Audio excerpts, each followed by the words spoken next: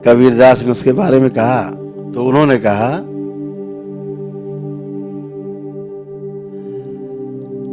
कि बरसे कंबल और भीगे पानी। अद्भुत कहा। ध्यान तो घटना है, क्रिया नहीं है कि आप करोगे ध्यान हो जाएगा, ऐसा बिल्कुल नहीं है। ध्यान घटना है।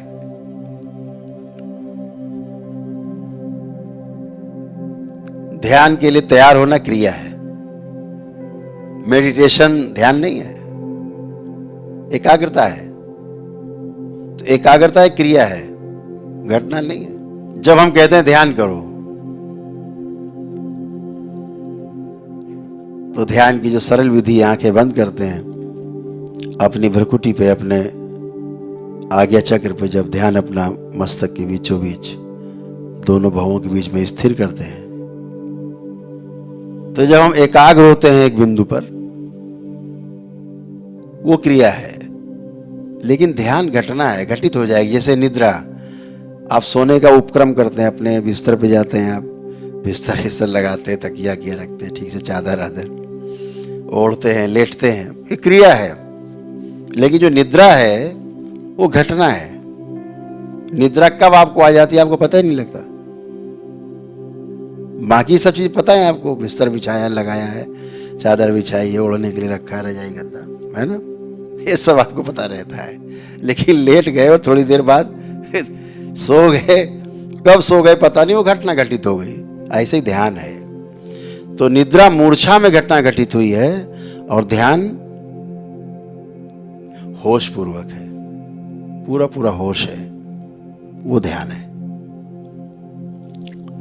तो हम एक सेंटर, एकदम केंद्र पे खड़े होते हैं, जब बिंदु पे ऐसे चढ़ते हैं, तो सतर्क नहीं रहे, बेहोशी में रहे तो निद्रा है। और ऐसे हैं, अगर होश पूर्वक चले गए तो ध्यान है।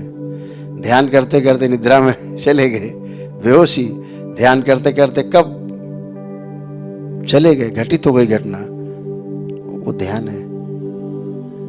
होश पूर्वक चले गए। सतर्कता की आवश्यकता उसी बिंदु पे, केवल बस यही बिंदु मुख्य है कि हम ध्यान में हैं, बैठे हैं। सतर्क है तो निद्रा से बचे रहेंगे, नहीं तो निद्रा में ले जाएगी। दो वस्तु है ना, एक ध्यान करना और एक ध्यान देना। जैसे कोई चीज ध्यान से पढ़ लिख रहे हैं, वो भी ध्यान ही है।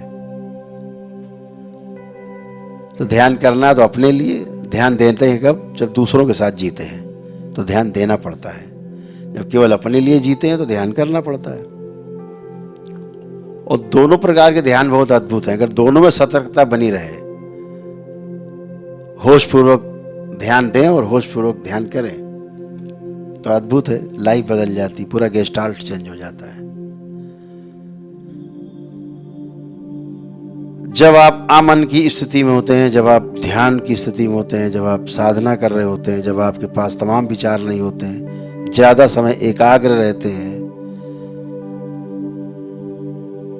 तो एक ऐसी ग्रंथि खुलती है, तालू के पास अंदर है,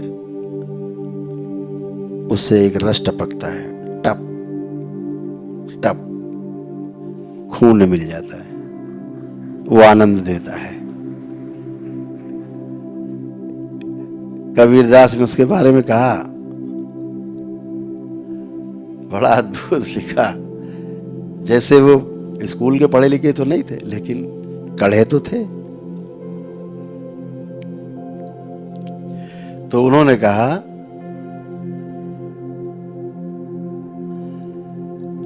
कि बरसे कंबल और भीगे पानी। अद्भुत कहा। बरसे कंबल, भीगे पानी, तो वही अद्भुत है। वो तालू से टपकता है रस। तो ऐसा टपकन होती कि महीनों आपको भूख नहीं लगे, प्यास नहीं लगे, साधना में बैठे। ऐसे तो लोग करते साधना। शरीर भी आपका पुष्ट है, स्वस्थ है, सुंदर है। गुफाओं में बैठे हैं, वर्षों बैठे हैं, उसी के सहारे बैठे हैं। और कुछ वहां कौन सा चूल्हा जल रहा है, किचन चल रहा है वहां की, ये खाना है, पीना है, जंगल में, कैलाश में। ध्यान ही तो है, आनंद ही तो है। तो ध्यान जैसे नंदी का गुण लाई है अपने में, इतनी धैर्य पूर्वक प्रतीक्षा में है शिव की, गुफा के बाहर बैठे। कब निकलेंगे मेरे प्रभु, धैर्य में महीनों वर्षों सैकड़ों वर्ष नंदी ध्यान बैठे। ऐसी प्रतीक्षा जब आपकी हो जाएगी तो जो घटना घटी, बहुत अद्भुत घटना जो घटती है, उसका नाम ध्यान है। जैसे पपीहा,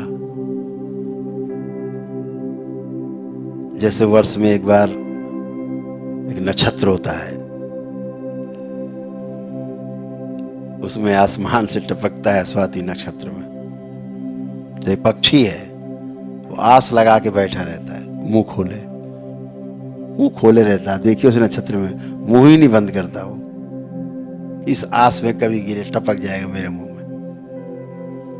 प्रतीक्षा, धैर्य पूर्वक प्रतीक्षा।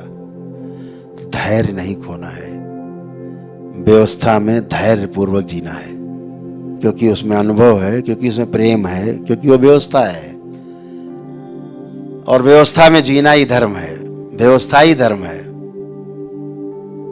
धर्म क्या है? सूरज समय पे निकलता है, उसका धर्म है गर्मी देना। झरने बह रहे हैं, उनका धर्म है जीवन के रूप में पूरी सृष्टि में प्रवाहित होना। वायु का भी धर्म है स्पर्श, ठंडा करना, टच करना, सबके अपने अपने धर्म है। तो ये जो धर्म है ये व्यवस्था का रूप है। तो सभी से यही मेरा आग्रह है कि जब भी अपनी साधना शुरू करें तो बाबा और माँ से हमेशा प्रार्थना करें कि हमको तमाम जो भटकाने वाली प्रवृत्तियां हैं उनसे बचना है, बचाएं, हमारी सुरक्षा करें। 84 लाख योनियों का जो बंधन है उससे हमें बाहर निकालें, अद्वैत की ओर यात्रा कर सकें, द्वैत से।